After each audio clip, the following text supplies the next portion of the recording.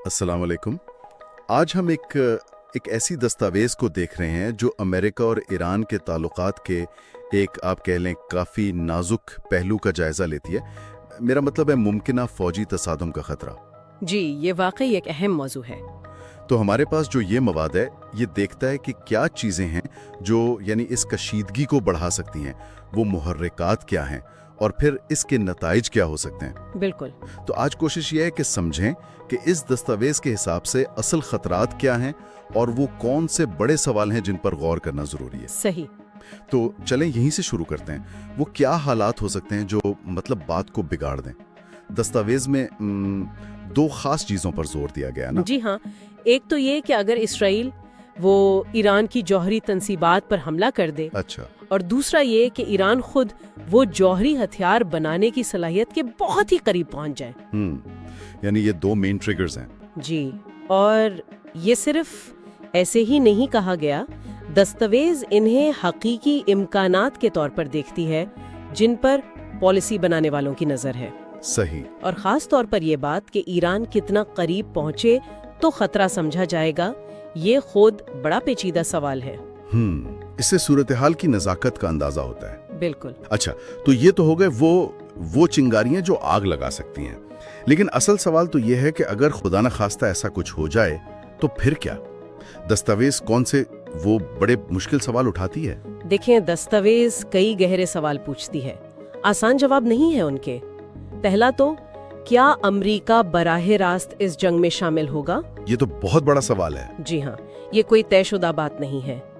फिर दुनिया की जो बड़ी ताकतें हैं, चीन, रूस, यूरोप, वो किसका साथ देंगी या गैर जानिबदार रहेंगी? तीसरा, और ये शायद बहुत ही अहम है, आलमी तेल मंडियों का क्या होगा? हाँ, ये तो सबको फिक्र होगी। कीमतें कहाँ जाएंगी? इसके असरात पूरी दुनिया महसूस करेगी। सही। और एक और बहुत बुनियादी सवाल ये भी है कि अगर कोई फौजी एक्शन होता है तो उसका असल मकसद यानी एंड गेम क्या होगा? क्या सिर्फ ईरान को एटम बम बनाने से रोकना है, जिसे कंटेनमेंट कहते हैं? अच्छा। या फिर मकसद इससे बड़ा है, यानी ईरान में हुकूमत की तब्दीली, वो रेजीम चेंज? अच्छा, यानी ये दो बिल्कुल मुख्तलिफ मंजिलें। बिल्कुल। और दस्तावेज कहती है कि इन दोनों के नताइज, असरात, सब कुछ बहुत मुख्तलिफ होगा। तो मतलब ये हुआ कि ये दस्तावेज पढ़कर तो लगता है कि मुस्तकबिल बहुत गैर यकीनी है। कई रास्ते निकल सकते हैं, कोई सीधी सड़क नहीं है। जी हाँ, बिल्कुल। दस्तावेज का आप कह लें मरकजी ख्याल यही है कि आगे का रास्ता बहुत पेचीदा है। तनाव तो लगता है रहेगा, और फौजी महाजाराई की तरफ जाने वाले कई मुमकिना मंजरनामे हैं। ये नहीं कि बस एक ही रास्ता है। ये तो जैसे शतरंज की बाजी है, हर चाल के कई जवाब मुमकिन हैं। सही। तो अगर खुलासा करें, मुमकिना फौरी खतरात में इसराइल का हमला या ईरान का जौहरी सलाहियत के बहुत करीब पहुंचना, ये शामिल है। जी। और अगर तसादुम हो गया तो बड़े सवाल ये हैं, अमेरिका क्या करेगा, बाकी दुनिया किधर जाएगी, तेल का क्या बनेगा, और जंग का असल मकसद क्या होगा, जौहरी रोकथाम या निजाम की तब्दीली। बिल्कुल सही खुलासा है। बुनियादी तौर पर ये दस्तावेज हमें ये बता रही है कि अमेरिका और ईरान के दरमियान जो कशीदगी है वो कितनी गहरी है, और मुस्तकबिल में अगर कोई बहरान आता है तो वो कितना पेचीदा और गैर यकीनी होगा।